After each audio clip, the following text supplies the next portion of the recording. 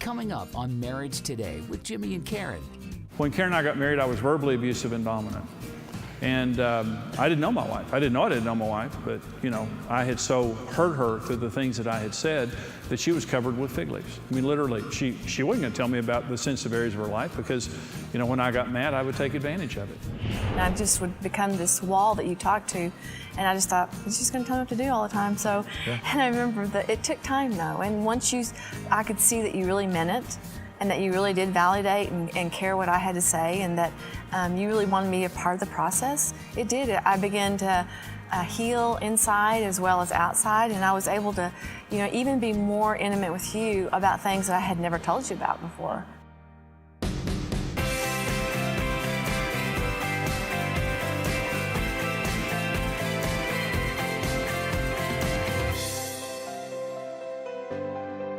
I just want to give you the good news. When God creates anything, He creates it for success. And when God creates anything, He creates it upon the laws of His kingdom and the laws of His Word.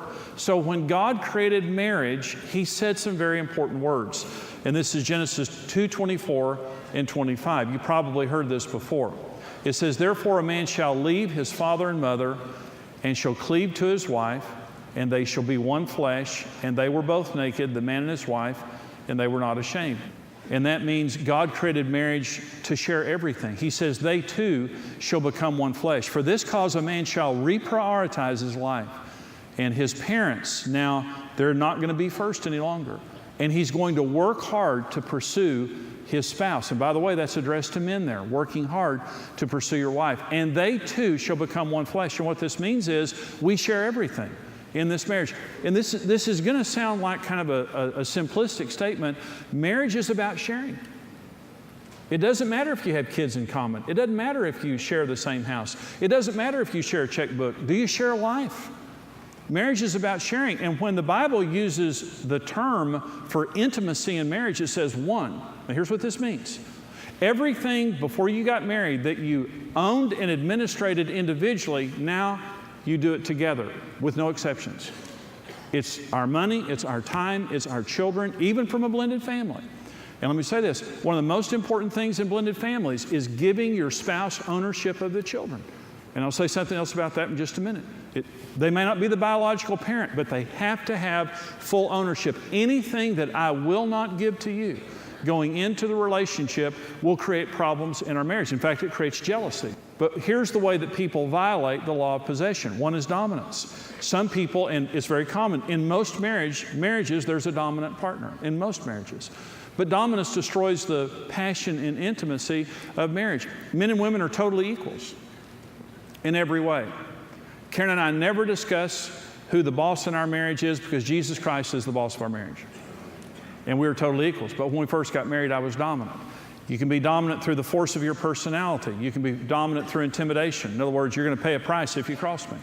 You're going to pay a price if you speak your mind.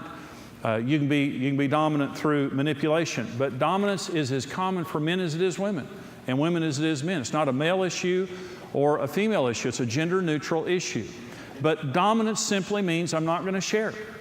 It's mine. Basically, it's mine, and I'm going to control it.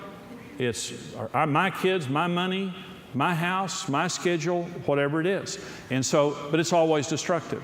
They've done studies on dominance, and it's always proven where you have dominance present in a relationship, and to the degree that you have dominance present, it lowers the satisfaction of the marriage because there's one spouse being dominated. They're not an equal. They're not sharing. They're being controlled, basically.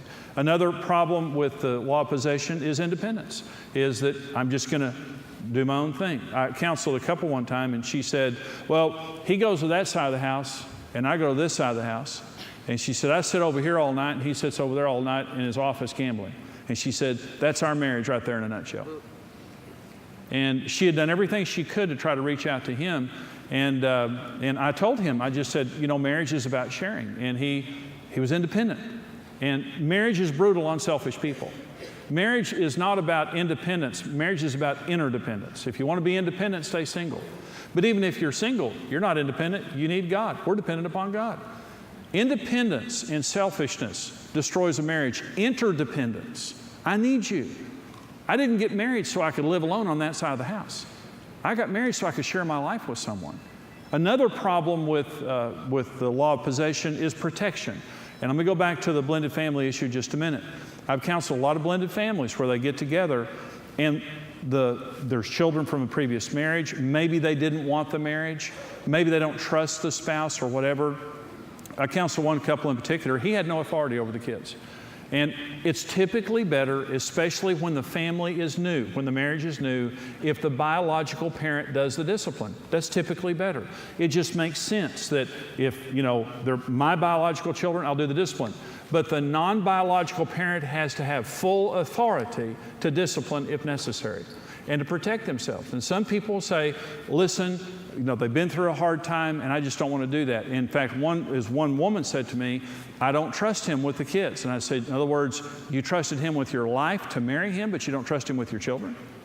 And what happened was he was in the home and he was a fair target.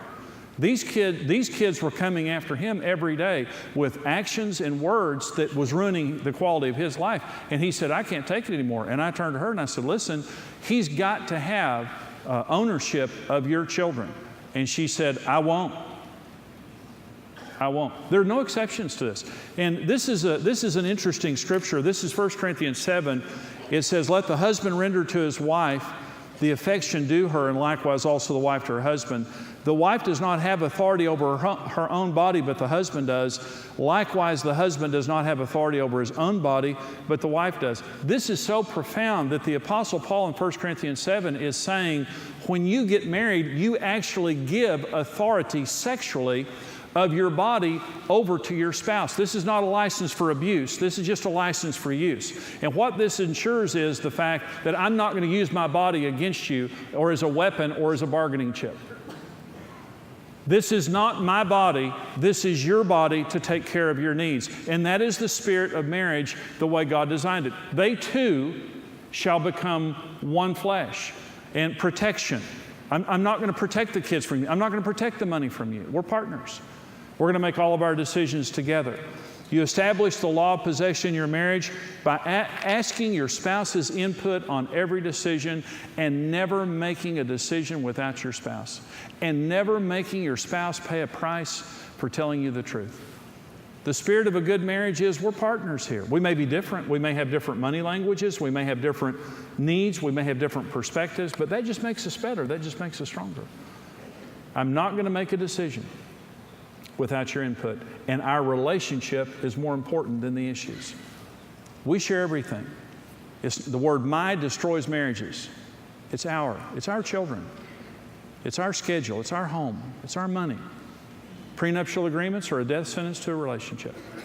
A prenuptial agreement basically just says, I'm not going to give you this.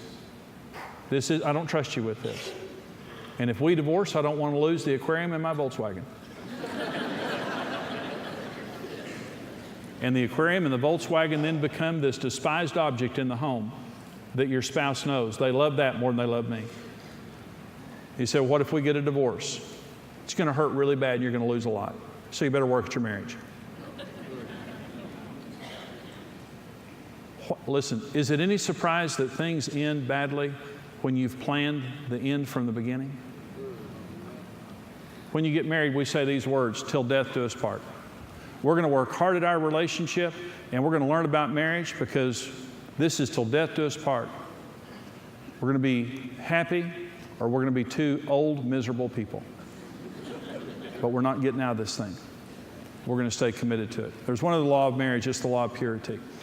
It says the man and his wife were both naked and unashamed. And this is before the fall. This is before sin entered the Garden of Eden. Isn't it wonderful that God, by the way, the word Eden means pleasure and delight.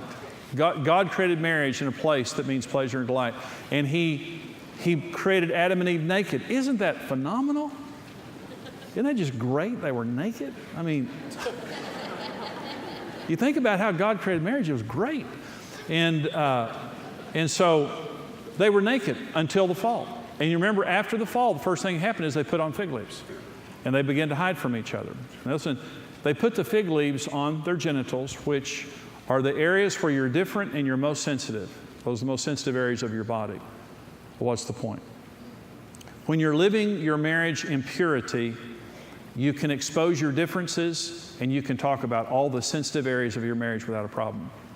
But when you have sin in your marriage and you're sinning against each other, you cannot trust each other and you have to hide your differences and your sensitivities.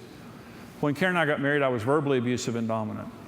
And I didn't know my wife. I didn't know my wife, but I had so hurt her through the things that I had said that she was covered with fig leaves. I mean, literally, she wasn't going to tell me about the sensitive areas of her life because, when I got mad, I would take advantage of it.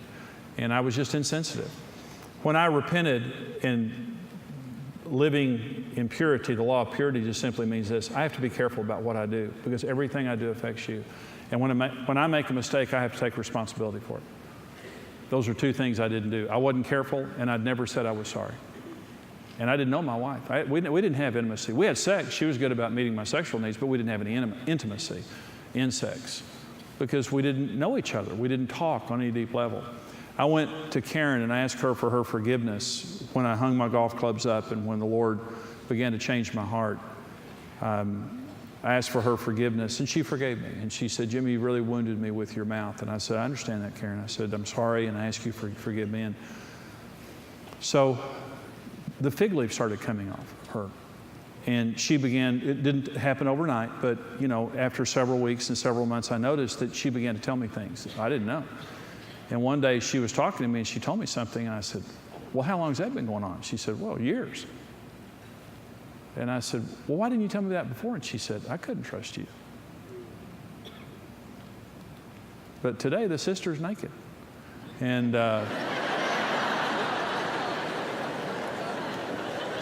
life is good. Life is real good. But, you can live in the same house, but if you got a mouth on you, if you hurt my feelings and you're disrespectful to me and you're sarcastic and you're critical and you won't take responsibility for it, you think my heart is a holy of holies, and it's a sensitive place in all of us. All of us are more sensitive than we would want to admit. I cannot trust my heart of hearts to somebody who won't take responsibility for their behavior. When you're careful in the way that you treat each other, and when you take responsibility for your mistakes, the fig leaves come off. And when it says the man and his wife were both naked and unashamed, it meant mentally, emotionally, spiritually, and physically, they could talk about anything without shame. No shame. I'm not afraid in any way that you will reproach me because I trust you. You're my safe place. You're my safe place. So your spouse, we should be each other's safe place, where I will be careful, and if I do something wrong, I'll take responsibility for it. But remember, blame transfer was the original sin of marriage. God came to Adam and said, "Adam, what is this that you've done?" He said, "It's her fault." "Eve, what is this that you've done?" "Devil made me do it." I honestly believe if they would have taken responsibility for their issues, that God would have had a different response to them. I really do.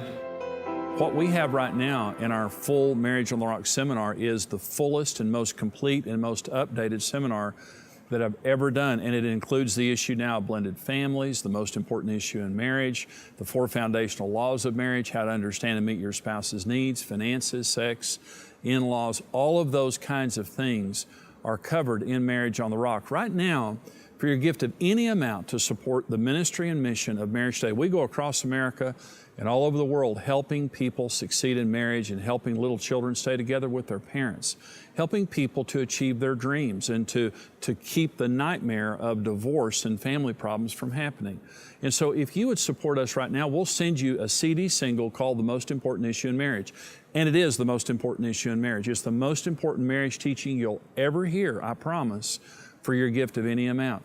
For your gift of $50 or more, we're going to send you the full 10-part audio series, Marriage on the Rock, all the teachings included, with the Marriage on the Rock book also. For your gift of $110, I know some of you, $50 would be a sacrifice for you, $20 would be a sacrifice. Some of you can give $110, and for that, we'll send you the DVD series, all 10 sessions on DVD, plus the Marriage on the Rock book, and plus a bonus book, Happy, Happy Love, which gives you the secrets of how to stay in love. We want you to get these important resources. Here's how you can do it.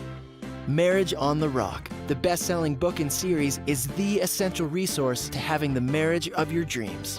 Through this power-packed series, marriage expert Jimmy Evans will show you how to deal with real-life challenges and offer easy-to-understand solutions that will transform your relationship. Jimmy will address all the major issues a couple will encounter, like communication, finances, sex, kids, his and her needs, blended families, and much more. For your gift of any amount, you'll receive the CD single, The Most Important Issue in Marriage. For your gift of $50 or more, we'll send you the Marriage on the Rock book and CD series. For your gift of $110 or more, you'll receive the book and DVD series, plus the Passion Reigniting Happy Happy Love book. Discover God's design for your dream marriage. Whether you've been married for years or just preparing for the journey, experience Marriage on the Rock today.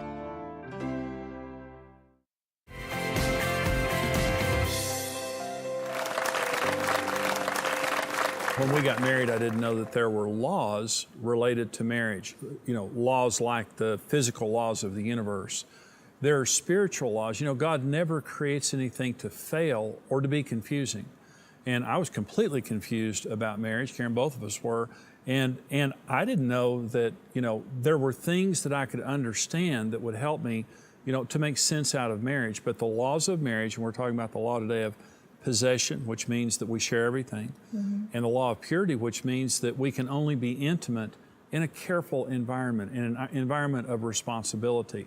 Adam and Eve were naked without shame, the Bible says, until they sinned, then they put fig leaves on each other. And so we were divided, Karen, and we had, I wounded you, and we did not have intimacy because of that environment. So I talked about that in the teaching. Now we have some questions from our viewers. My husband and I have hurt each other so deeply that it is difficult to talk. We aren't close in any way, and how can we be happy? Well, I would first of all say, you know, we were at a point, Karen, that we should have gone for help. And we did get a little bit of help. Some people... No, actually, the people I asked for help were having worse marriages than we were. So it was like, okay, how do we get out of this? We barely made it. But I would say, first of all, if you're just at a place you can't talk, go get help.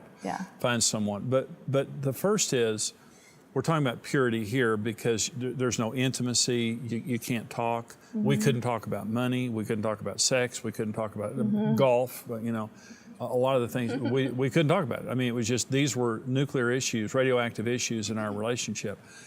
The first thing is you have to take responsibility. And rather than finger pointing at your spouse, you need to humble yourself and say, I'm sorry. I'm sorry for the way that I've talked to you. I'm sorry for the way that I've wounded you. And you have to stop it. And even if the other person doesn't jump in and say, me too, you still need to own your own as far as, you know, asking for forgiveness and anything that you've done. Well, when our marriage changed, I repented for how I talked to you. Because I had deeply wounded you with my mouth. And the morning I woke up after that, I didn't love you emotionally, and you didn't love me emotionally. It was a commitment that we had because we were wounded. I was numb. I mean, I was ready to get out of the marriage the day before, but I knew that it was wrong, and I knew that I didn't want you to leave. Okay, but I didn't know how to love you. Well, the next day I woke up after I had said I was sorry. I had to start walking it out because I just couldn't walk up to you and say, "Now, doggone it, you trust me." And after all the beating up I'd done, is that verbally. I couldn't just walk up and demand it, so I had to earn it. Well, and I was waiting to see if it was really for real. That's right. You know? And it was. And so daily, once you repent, daily you walk that out and you're different. Now, again, it's not like, well, okay, I said I'm sorry, now you say you're sorry. I'm not asking anything from you. I'm taking responsibility for my behavior, and I'm going to prove that I'm different. And again, if you have to get help, go get help. Getting help is not a sign of weakness, it's a sign of wisdom. So get help if you need it, but say you're sorry, don't wait on your spouse to do it. And even if you're only 10% of the problem, you take responsibility for your 10%. You can tell them what they've done wrong, but then let God be the enforcer. Don't you bully them or browbeat them until they change. Let God be the enforcer. He's big enough to change them, but you take responsibility for your own behavior, and what happens is it begins the healing process. I agree. In the relationship. Your humility, you reap what you sow. And so when you fight fire with fire, you get a bigger fire. But when you fight it with water, an opposite spirit, you put it out. That's good. Okay, next question is, we have separate checking accounts and it has always worked fine for us. Is this okay? As long as it doesn't communicate separateness. Yeah. Okay, because, you know, Karen, we manage our money together, okay, but you pay the bills. You manage the checkbook. I have to beg you for money. Oh my gosh. It's humiliating. I'm tired so of it, sure. and I want to confront you right here. Oh my gosh. No, the point being, we talk about what we do and we do it together. Separate bank accounts are horrific when two people are living two separate lives. I have my money, and this is what some couples say. I have my money and you have your money, and you do with your money what you want and I'll do with my money what. That's terrible. Marriage is about sharing, and sharing means we talk about it. What we do together. And so there's nothing specifically wrong with having separate accounts as long as you own everything together, you manage everything together, and there's not this sense of mine and yours. And I think it's important that you know what each other has. I mean, I've always been concerned about women who don't know about their finances and they just trust the man to do it all and they don't know anything. Yeah. And I think that's so dangerous because, you know, we don't know the future as far as, you know, how long we're all going to be here. But I think for a woman needs to know. I mean, yes, her husband can handle it, but I think she needs to know what's going on in the home. She needs to know what the finances are. Same with the man. I mean, you know what's going on with finances. I don't just do it. You're very aware of how much we have and what goes out and what comes in. And so I think that's part of the sharing too, is, you know, have the information and don't just, you know, well, I don't want to do it, so just let him do it. You know, still, I think it makes a man feel important too, when you want to be a part of that, whatever he's doing. When you don't feel like you're a part of it, it's humiliating. Yeah. And you feel like the money is more important. And you know, Karen, we know couples that completely control each other through money. Yeah. And through ignorance. You know, we know women that don't know one single thing about the finances of their home, and that's empowering to their husband and disempowering to them. Even if your spouse manages the assets, you know, pay the bills, stuff like that, knowledge is empowering. And just like you said, Karen, you never know who's gonna die, or, you know, whatever.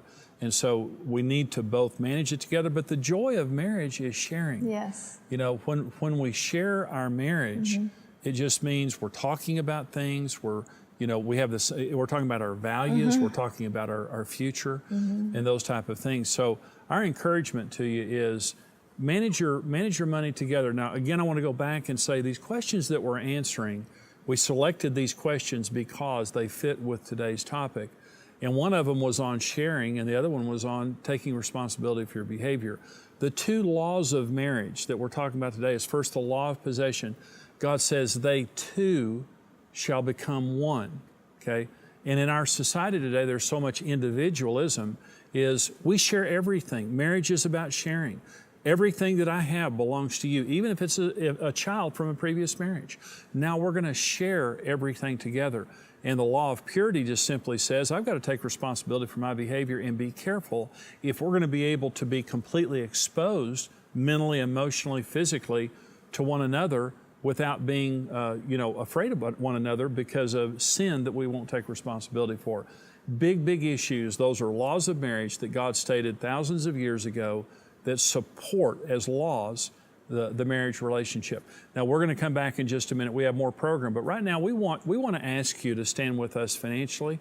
Every single month we have a special group of people called our Rock Solid Partners, and every month they support us on different levels, and for that they get things that nobody else gets. We have special premiums for our Rock Solid Partners. Would you please stand with us financially, and here's how you can do it. When you stand with Marriage Today, your individual effort multiplies with other like-minded partners, and together we can rebuild the dream of marriage for couples around the world. Being a rock-solid partner with Marriage Today grants you immediate access to an exclusive library of the ministry's resources and intimately connects you with our mission of helping couples succeed in marriage. That's really why we became Rock Solid Partners, just because there was so much available to help us to help other marriages heal the way that we have. That's why we're tied into the ministry. We want to be able to bless and give so they can keep doing what they're doing. You're guaranteed if you listen to any of the resources, you read the resources, you come to a conference, you will be changed. Everyone has something to give, and there are millions of unreached couples who desperately need the marriage-strengthening resources of Marriage Today. That's why we need you to join us. Become a rock-solid partner with the ministry and mission of Marriage Today.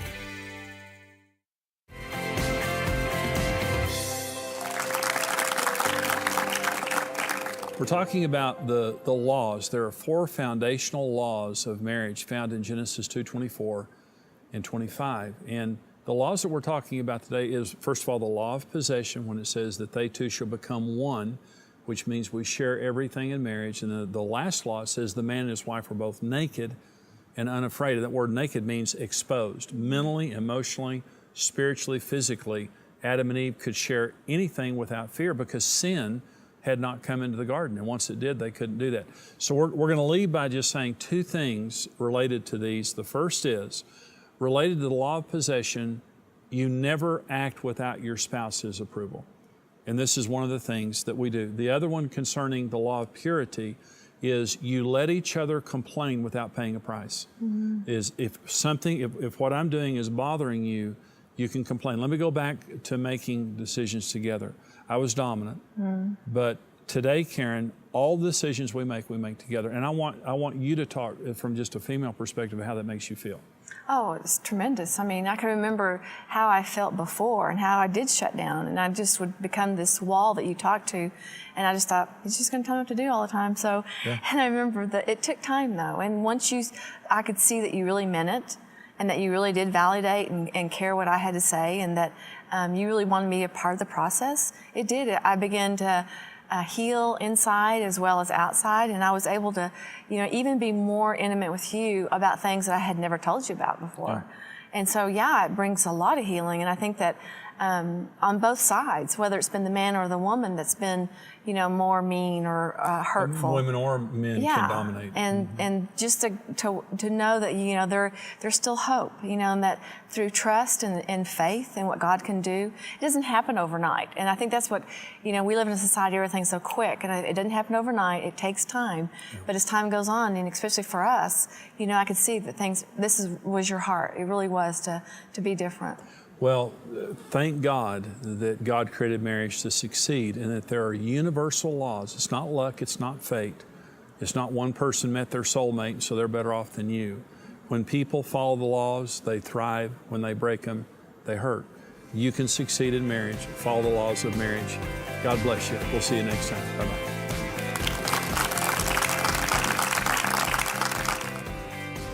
Thank you for watching Marriage Today with Jimmy and Karen. Support Marriage Today with your best gift and receive the series Marriage on the Rock. Looking for your next great book? Start reading instantly with Marriage Today's ebooks, now available online. Plan now to attend an upcoming Marriage Today seminar or speaking event. Visit marriagetoday.com/events for registration and complete details. Become a rock-solid partner today and connect with the mission of Marriage Today. Together, we can help couples succeed in marriage. This program is made possible by the generous support of our faithful partners.